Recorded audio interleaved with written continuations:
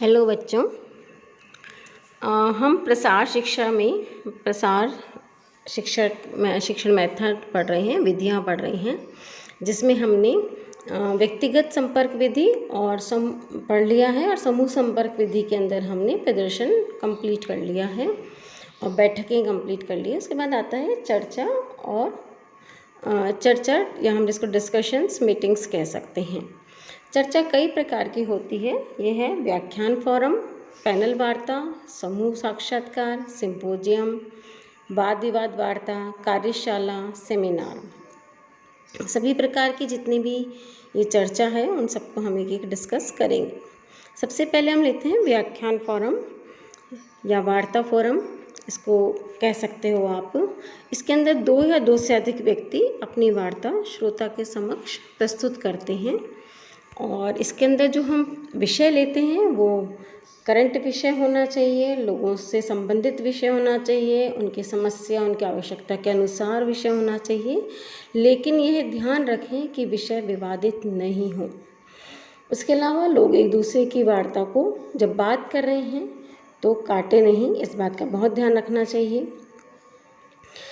वार्ता के अंत में प्रश्नोत्तर रखा जा सकता है, जो कि श्रोता वक्ता से प्रश्न पूछे जा सकते हैं उससे संबंधित। इसके अंदर एक चेयरमैन का चुनाव करते हैं पहले हम वार्ता शुरू करने से पहले। तो चेयरमैन का जो कर्तव्य होता है वो होता है कि जो वार्ता की जा रही है पहले उसके बारे में श्रोताओं को पूरी तरह से बताए कि यह वार्ता किस विषय पर आयोजित की जा रही है, इसका क्या उद्देश्य है और इससे क्या लाभ हो सकते हैं, या हमें इस वार्ता पे चर्चा करके किस लेवल तक हमें पहुंचना है।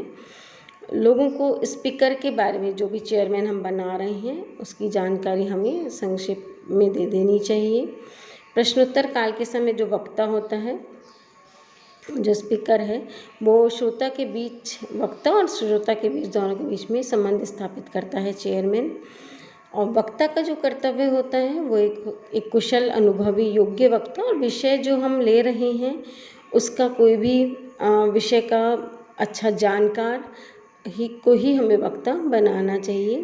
तो एक कुशल, अनुभवी, योग्य वक्ता को हमें चुनाव करना चाहिए। सबसे पहले वक्ता को मंचासीन जितने भी लोग हैं, श्रोता हैं, उन सबका अभिवादन करना चाहिए, उन सबका स्वागत करना चाहिए। वार्ता करते समय श्रोताओं को वो देखे कि वो किसी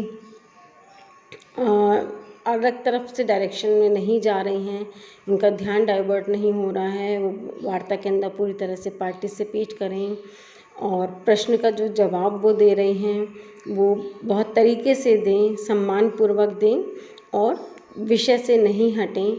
प्रश्नों के जो उत्तर दें वो बिल्कुल बिंदु अनुसार, पॉइंट के अनुसार दें, भ्रम नहीं फैलाएं, किसी भी बात में गलत उत्तर नहीं दें। इन सब का ध्यान वक्ता को रखना चाहिए। सेकंड आता है पैनल वार्ता। जब 4 से 6 सदस्य एक सेमी सर्कुलर स्थिति में बैठ कर के एक दूसरे की तरफ मुंह कर करके जब बैठते हैं और किसी एक विषय के ऊपर विचार करते हैं तो वो पैनल वार्ता कहलाती है, जिसमें श्रोता भी उनके समक्ष बैठे हुए रहते हैं। तो पैनल का जो नेता होता है, वक्ता के बारे में वो पूरी अपनी विषय के बारे में बताता है। वक्ता जो होता है वो कम बोलते हैं, उन्हें भी बोलने के लिए, जो भी लोग कम बोलते हैं श्रोताओं में से, या जो पूरी एक मीटिंग हो रही है उसके अंदर, उन लोगों को प्रेरित करता है कि उन्हें भी अपनी बात रखने का मौका मिले। श्रोताओं को संयम बरतना चाहिए, जब उनके बोलने का समय आए उसी समय उन्हें बोलना चाहिए, पहले से नहीं बोलना चाहिए।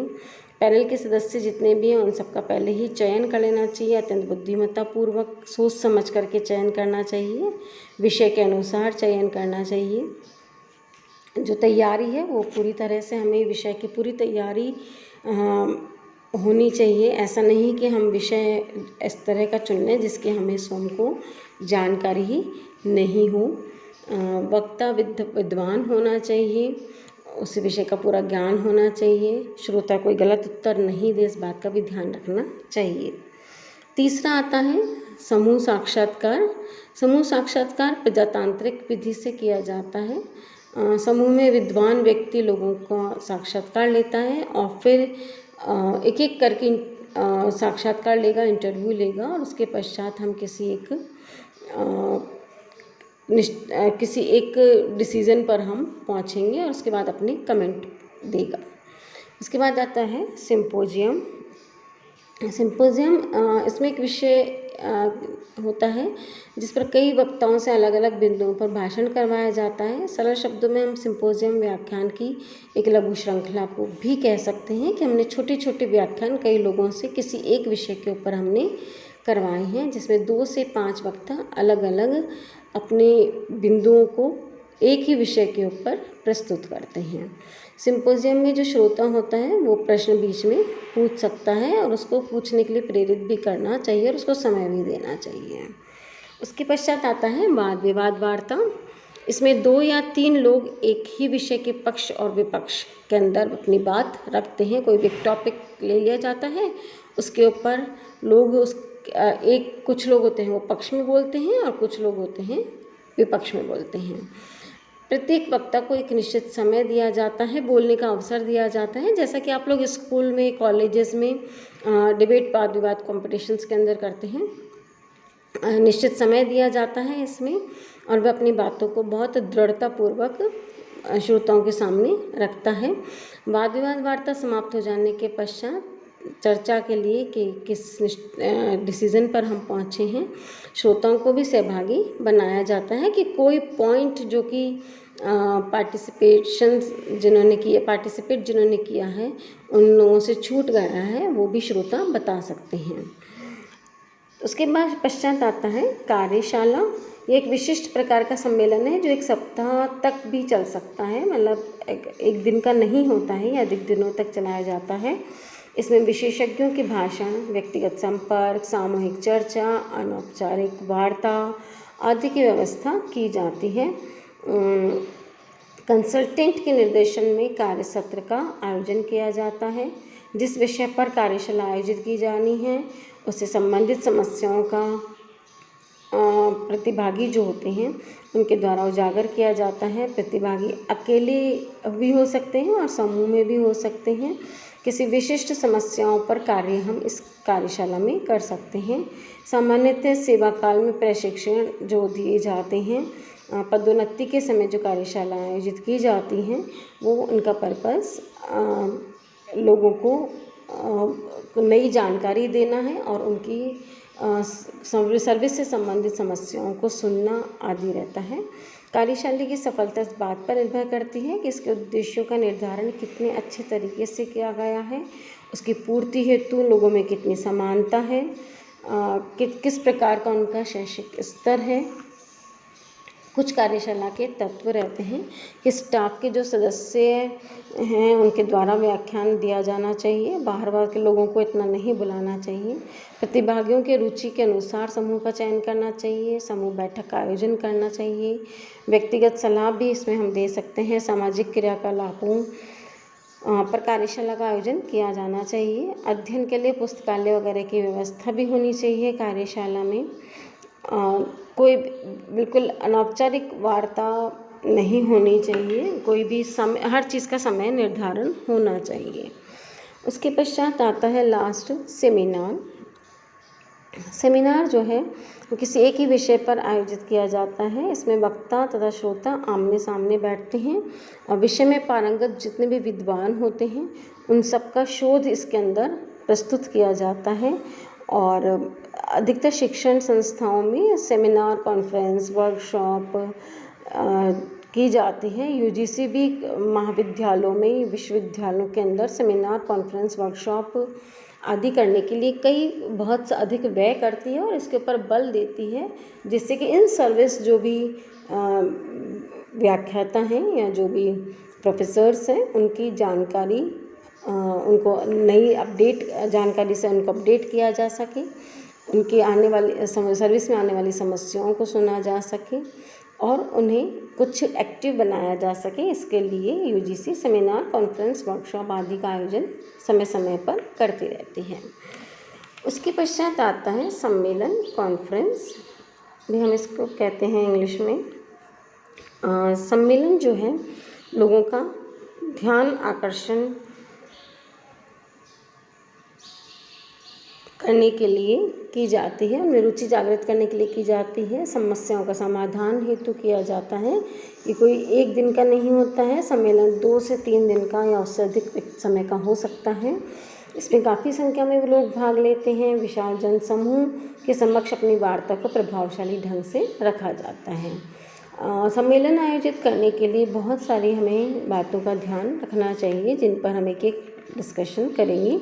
श्रोताओं के संबंध में जो जानकारी प्राप्त कर लेनी चाहिए कि किस स्तर के लोग सम्मेलन में पार्टिसिपेट करने आ रहे हैं, उनकी क्या रुचि है, किस फील्ड से हैं, कितना प्रभावशाली वो लोग तो उसी के अनुसार हमें अपना प्रभावशाली तरीका प्रस्तुत करने के लिए अपनाना चाहिए। दूसरा, बोलने के लिए किसी विशिष्ट विषय का चयन करना चाहिए, उसे बिंदुवार बिल्कुल बोलना चाहिए। श्रोता को पहले ही बता दें कि आप किस विषय पर वार्ता करेंगे, किन किन बिंदुओं पर प्रकाश डालेंगे। जब हम सम्मेलन के लिए लोगों को इनवाइट करते हैं तो उसके लिए हम टॉपिक पहले से ही उनको दे देते हैं, जिससे वो उसके बारे में जानकारी प्राप्त करके आएँ, उन्हें भी उसके बारे में नॉलेज हो, वो भी उसके बारे में बोल सकें, क्वेश्चन पूछ सकें। वार्ता करते समय श्रोताओं को देखें, बिल्कुल ध्यान अपना श्रोताओं की तरफ रखना चाहिए। आवाज़ बिल्कुल स्पष्ट होनी चाहिए, तेज़ होनी चाहिए, जिससे श्रोता उसको सुन सकें। और बहुत अधिक हाव भाव प्रस्तुत नहीं करना चाहिए, लेकिन हाँ, इस तरह से हमें प्रेजेंटेशन होना चाहिए कि हम प्रत्येक श्रोता को अपने एक्सप्रेशंस के द्वारा, अपने आई कांटेक्ट के द्वारा टच कर सकें। अच्छे से हमें ड्रेसअप होना चाहिए, कोई बिल्कुल अस्त व्यस्त नहीं होना चाहिए। पहले से ही सारी तैयारी, बैठने की व्यवस्था है, माइक है, सारा कुछ, सारी व्यवस्था हमें पहले ही कर लेनी चाहिए। श्रोताओं के बारे में जानकारी बहुत अच्छे से प्राप्त कर लेनी चाहिए, उनके मन को पढ़ना चाहिए, वो बिल्कुल आपकी बात सुन रहे हों, बोर नहीं हो रहे हों, इस तरह से हमें प्रेजेंट करना चाहिए बहुत मनोरंजक ढंग से। आवश्यकता हो तो हम टीचिंग एड्स का उपयोग कर सकते हैं। चार्ट, पोस्टर, ब्लैक बोर्ड के अलावा आज के समय में ओवरहेड प्रोजेक्टर या स्लाइड प्रोजेक्टर भी आते हैं, या आज के समय में तो आपके स्क्रीन पर भी आप अपने पेन ड्राइव या मोबाइल के द्वारा प्रस्तुत कर सकते हैं। अपनी वार्ता को रटना नहीं चाहिए, हमें उसको पढ़कर नहीं सुनाना चाहिए। हमें हमारे एक्सप्रेशंस होने चाहिए कि हम जो बोल रहे हैं वो बिल्कुल टू द पॉइंट बोल रहे हैं, उसके साथ बोल रहे हैं। हमें अपनी बात बहुत प्रभावशाली तरीके से, आकर्षक ढंग से श्रोताओं के समक्ष प्रस्तुत करनी चाहिए। वार्ता प्रस्तुत करने से पहले हमें अपने साथियों के समक्ष या मिरर के सामने, मैं तो कहूँगी मिरर के सामने अवश्य अपना अभ्यास कर लें, जिससे आपको पता चल जाए कि आपके अंदर क्या कमियां हैं या क्या अच्छाइयां हैं, अपनी कमियों को दूर कर सकें और अपने भाषण को अच्छी तरह से अच्छा प्रस्तुत कर सकें। यदि कोई श्रोता जानबूझकर कोई गलत क्वेश्चन पूछता है या भटकाने के लिए या सम्मेलन को ख़राब करने के लिए क्वेश्चन पूछता है, तो उसका उत्तर हमें नहीं देना चाहिए। हमें जहाँ तक हो उसको टाल देना चाहिए, क्रोधित भी नहीं होना चाहिए। अपना मनोबल हमें हमेशा आत्मविश्वास हमेशा बनाए रखना चाहिए। श्रोताओं से प्रश्न इस प्रकार से पूछना चाहिए कि सभी का ध्यान आकर्षित हो। किसी व्यक्ति का नाम लेकर के प्रश्न नहीं पूछना चाहिए, क्योंकि सम्मेलन में सभी अडल्ट होते हैं, तो इस तरह से प्रश्न नहीं पूछा जाना चाहिए। प्रश्नों को सुनकर जब लोग इधर उधर अगर देखने लगे, अपना आंसर नहीं दें हमें, तो हमें प्रश्न पूछना बंद कर देना चाहिए। भोजन की या नाश्ते की व्यवस्था भी हमें बीच बीच में इसमें रखनी चाहिए। भोजन के तुरंत बाद हमें कोई वार्ता नहीं करनी चाहिए, कोई हम एक्टिविटी करवा सकते हैं, क्योंकि फुल बेली मेक्स डल ब्रेन को डल बनाता है फुल बेली, इसलिए हमें उस समय एक्टिविटी को प्लान कर लेनी चाहिए। अपनी बातों को अर्थपूर्ण ढंग से हमें संक्षेप में कहना चाहिए। इस तरह से छोटी करके बात कहें कि श्रोता जो है वो बोर नहीं हों। अपनी वार्ता की मैन्युस्क्रिप्ट, छोटी एक रिपोर्ट हमें तैयार कर लेनी चाहिए। हमें सेमिनार कार्ड्स भी आते हैं, उनके ऊपर हम पॉइंट्स लिख सकते हैं, उनको देख करके हम बोल सकते हैं। बोलने का कोई भी अवसर नहीं गंवाएं। विषय की जितनी तैयारी अच्छी होगी, उतना ही आपका जो सम्मेलन है वो बहुत प्रभावशाली रहेगा। तो इस तरह से हमें अपना जो है कॉन्फ्रेंस जो है, सम्मेलन जो है वो करनी चाहिए। एक्चुअल में कॉन्फ्रेंस आज के समय में जो कॉन्फ्रेंस है वो आजकल वेबिनार का रूप ले लिया है। उन्होंने सेमिनार की जगह ऑनलाइन कॉन्फ्रेंसेस होने लग गई हैं। किसी टॉपिक के ऊपर सभी नेट के द्वारा एक लिंक से जुड़ जाते हैं और उसके ऊपर कॉन्फ्रेंस होती है कि जो वार्ता करता है वो बोल रहा है और सभी सुन रहे हैं। उसके पश्चात उनका फीडबैक जो है वो परफॉर्मा भरा करके भी लिया जा सकता है कि क्या कमी रही सेमिनार में, या टॉपिक में क्या कमी रही, या क्या क्या इसके अंदर जोड़ना चाहिए, वो सब भी कर सकते हैं। तो आजकल सेमिनार का जो रूप है या कॉन्फ्रेंस वगैरह का जो रूप है वो जो है वेबिनार ने ले लिया है, क्योंकि कोरोना काल है तो ऑनलाइन सब चीज़ें हो रही हैं, तो वेबिनार भी सक्सेस हो रही है। धन्यवाद। अब हम कल पढ़ेंगे कैंपेन या अभियान। धन्यवाद।